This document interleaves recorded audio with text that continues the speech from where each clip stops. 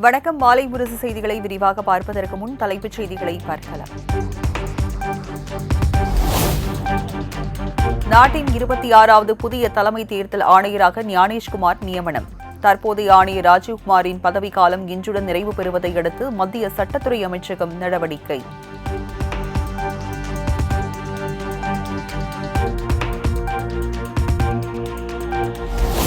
புதிய தலைமை தேர்தல் ஆணையர் ஞானேஷ்குமார் நாளை பதவியேற்பு. டெல்லியில் பிரதமர் மோடி தலைமையில் நடைபெற்ற ஆலோசனை கூட்டத்திற்கு பிறகு அறிவிப்பு.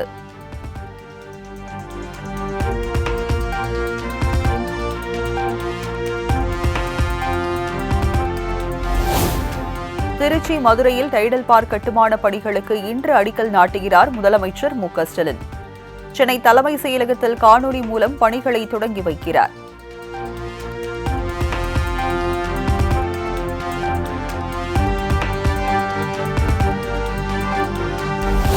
மத்திய அரசின் மும்மொழி கொள்கையை கண்டித்து திமுக கூட்டணி சார்பில் இன்று ஆர்ப்பாட்டம். சென்னையில் ஆட்சியர் அலுவலகம் முன்பு மாலையில் போராட்டம் நடைபெறுகிறது.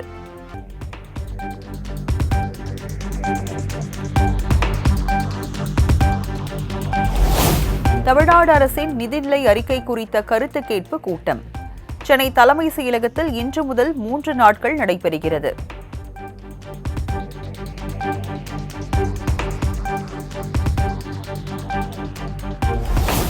தமிழகத்தில் ஹிந்தியை திணிக்கும் நோக்கம் மத்திய அரசுக்கும் பிரதமர் மோடிக்கும் கிடையாது என மத்திய அமைச்சர் தர்மேந்திர பிரதான் விளக்கம். மிகவும் தொன்மையான மொழியான தமிழை மதிப்பதாகவும் கருத்து.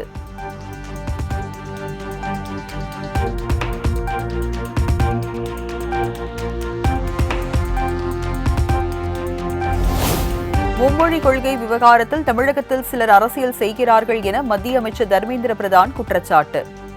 நாடு முழுவதும் தேசிய கல்விக் கொள்கையை செயல்படுத்துவதில் உறுதியாக உள்ளோம் எனவும் திட்டவட்டம்.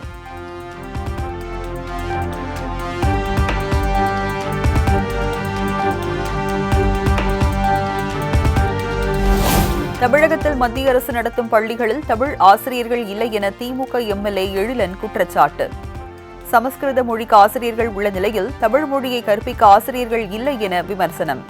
தமிழ்நாட்டில் KV school, Kendriya Vidyalaya school நேரடியாக ஒன்றிய அரசு கட்டுப்பாட்டில் இருக்கும் ஸ்பெஷல் ஸ்கூல்ஸ்.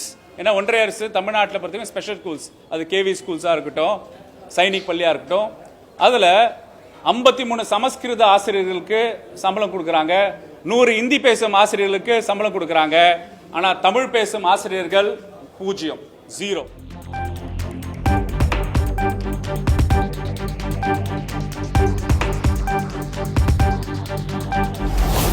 ஹிந்தி மொழியை யாரும் படிக்க வேண்டாம் என திமுக கூறவில்லை. ஹிந்தியை கட்டாயமாக திணிப்பதை மட்டுமே எதிர்ப்பதாக திமுக மருத்துவர் அணி செயலாளர் எழிலன் பேட்டி.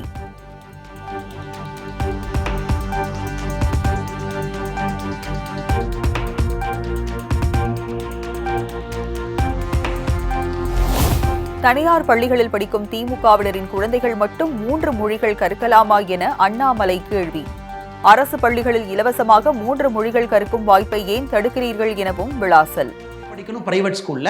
இந்த 52 லட்சம் பேர் அரசு பள்ளியில தட்டு தடுமாறி, அதில் லட்சக்கணக்கான மாணவர்கள் வெறும் மரத்துக்கு கீழே வெயில்ல உடைஞ்சு போன ஒரு பிளாக் போர்டை வச்சுக்கிட்டு குறைவாக ஆசிரியர் இருக்கக்கூடிய அந்த நேரத்தில் அவங்க படிச்சுட்டு இருக்காங்க. இதை எப்படி ஏத்துக்க முடியும்?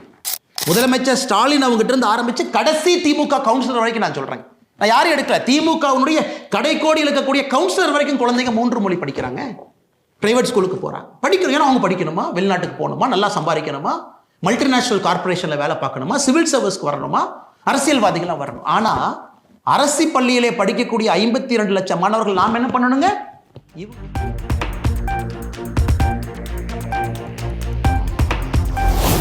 கல்வி நிறுவனங்களில் குழந்தைகளுக்கு எதிரான பாலியல் குற்றங்களில் ஈடுபடுவோர் மீது குற்றவியல் நடவடிக்கை எடுக்கப்படும். போக்சோவில் கைதாகும் ஆசிரியர்களின் சான்றிதழ் ரத்து செய்யப்படும் என்றும் தமிழக அரசு அறிவிப்பு.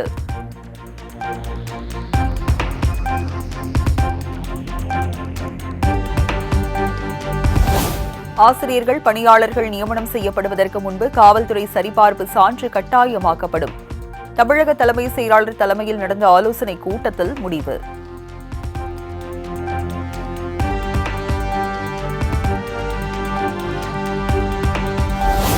பழவந்தாங்கல் ரயில் நிலையத்தில் பெண் காவலர் பாலியல் தாக்குதலுக்கு உள்ளாக்கப்பட்ட விவகாரம். ஸ்டாலின் மாடல் ஆட்சியில் பெண்களுக்கு எள்ளளவும் பாதுகாப்பு இல்லை என்பதே உண்மை என எடப்பாடி பழனிசாமி காட்டம்.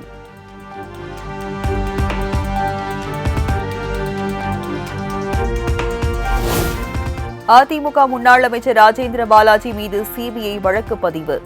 ஆவின் நிறுவனத்தில் வேலை வாங்கி தருவதாக கூறி லஞ்சம் பெற்றதாக அளிக்கப்பட்ட புகாரின் பேரில் நடவடிக்கை.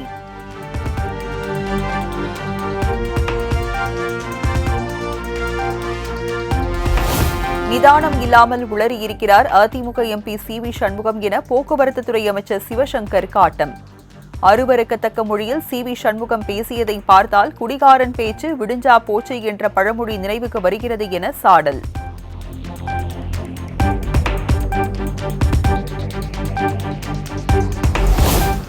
சட்டமன்ற தேர்தலை முன்னிட்டு மாவட்டம் வாரியாக 82 பொறுப்பாளர்களை நியமனம் செய்து எடப்பாடி பழனிசாமி அறிவிப்பு. செங்கோட்டையன், ஜெயக்குமார், எஸ்.பி. வேலுமணி, தங்கமணி உள்ளிட்டோரது பெயர்கள் இடம்பெறவில்லை.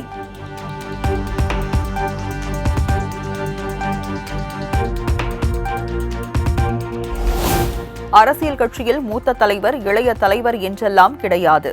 அனைவரும் அவர்களது வேலையை பார்த்தால் நல்லது என அதிமுக முன்னாள் அமைச்சர் செங்கோட்டையன் பேட்டி. இல்ல என்ன மூத்த தலைவர் எதனா சொல்ல முடியாதுல்ல. அரசியல் கட்சியில மூத்த தலைவர், இளைய தலைவர்கள்லாம் கிடையாதுங்க. இதெல்லாம் அமைதியா அவன் வேலை பார்த்துட்டு இருந்தா நல்லது.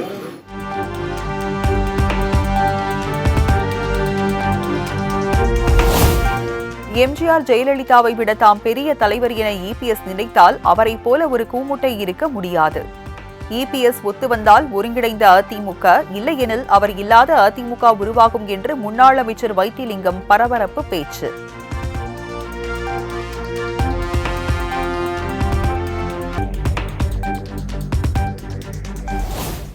எங்கள் கடல் எல்லையை மீற வேண்டாம் என தமிழக மீனவர்களுக்கு அறிவுறுத்துங்கள்.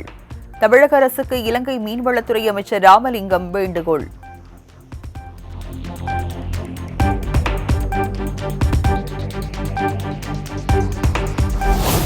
சென்னை பழவந்தாங்கல் ரயில் நிலையத்தில் கத்தியுடன் சுற்றித் திரிந்த பச்சையப்பன் கல்லூரி மாணவர்கள் 7 பேர் கைது. பொதுமக்கள் அளித்த புகாரின் பேரில் ரயில்வே போலீசார் அதிரடி நடவடிக்கை.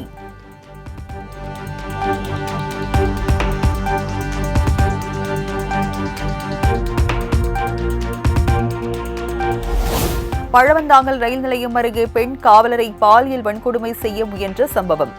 பிடிபட்ட நபரை அடித்து துவைத்த இளைஞர்கள்.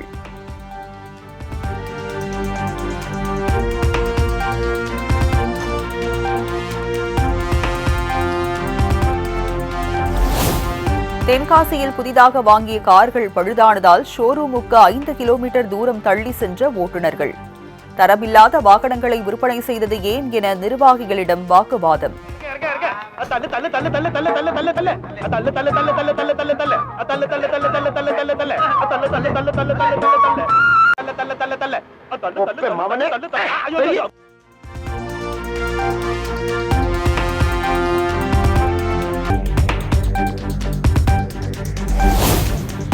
கத்தார் அமீர் ஷேக் உடனான பேச்சுவார்த்தையை ஆவலுடன் எதிர்நோக்குவதாக பிரதமர் மோடி நிகழ்ச்சி.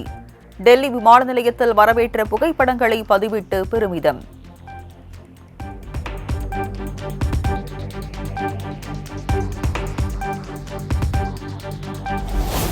டெல்லியில் முதலமைச்சரை தேர்வு செய்வதில் நீடிக்கிறது இழுபறி. 27 ஆண்டுகளுக்கு பிறகு புதிய அரசு அமைக்க முடியாததால் பிரதமர் மோடி தலைமையில் முக்கிய ஆலோசனை.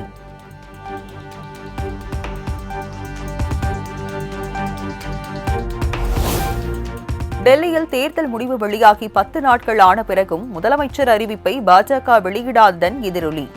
வெற்றி பெற்ற 48 பேரில் ஒருவரை கூடவா பிரதமர் மோடி நம்பவில்லை என முன்னாள் முதலமைச்சர் அதிஷி விமர்சனம்.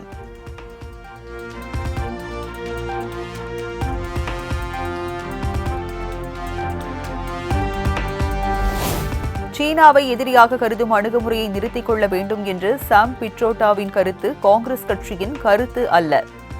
மத்திய பாஜக அரசு கடும் எதிர்ப்பு தெரிவித்த நிலையில் ஜெயராம் ரமேஷ் திட்டவட்டம்.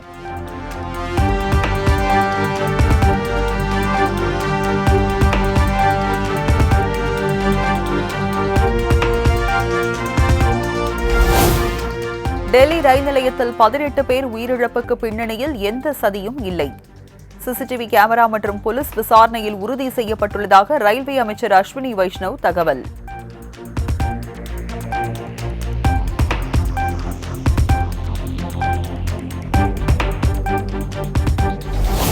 டெல்லி ரயில் நிலையத்தில் கூட்ட நெரிசலை கட்டுப்படுத்தும் பணியில் கைக்குழந்தையுடன் ஈடுபட்ட பெண் காவலர். 1 வயது குழந்தையை சுமந்தவாறு பாதுகாப்பு பணியில் ஈடுபட்ட பெண்ணுக்கு குவிகிறது பாராட்டு.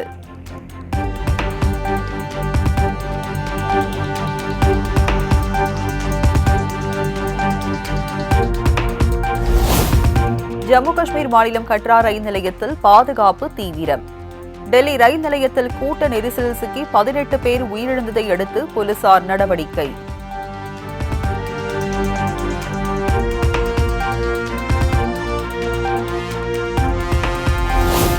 கும்பமேளா விழாவையொட்டி பீகார், ஜார்க்கண்ட் உள்ளிட்ட மாநிலங்களில் அலைமோதிய மக்கள் கூட்டம். ரயில்களில் இடம் பிடிப்பதற்காக ஒருவரை ஒருவர் முண்டியடித்து ஏறிய காட்சிகள் வைரல்.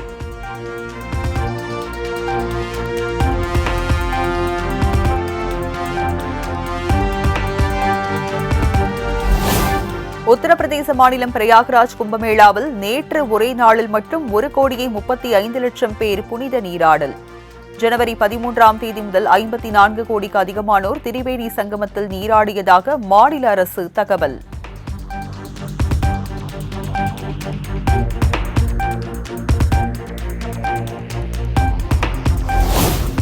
மற்ற பொருளாதார செயல்பாடுகளுடன் ஒப்பிடுகையில் கோயில் பொருளாதாரம் மிகப்பெரிய ஒன்று.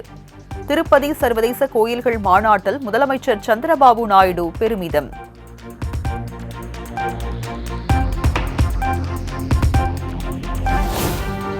ஆஸ்திரேலியா, தைவான் நாடுகளை தொடர்ந்து தென்கொரியாவில் டீப்சீக் செயலிக்கு தடை. பாதுகாப்பு அச்சுறுத்தல் காரணமாக பதிவிறக்கம் செய்ய அரசு தடை விதிப்பு.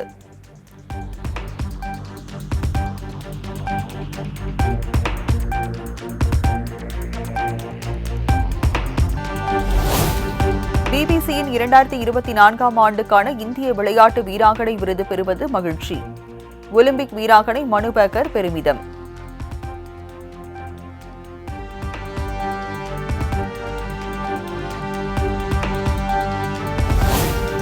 குஜராத் மாநிலம் வதோதராவில் விறுவிறுப்பாக நடைபெற்ற மகளிர் பிரீமியர் லீக் போட்டி.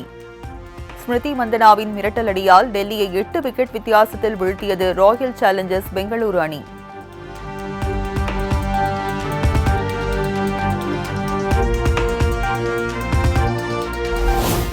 ஆறாவது புரோ ஹாக்கி லீக் போட்டி.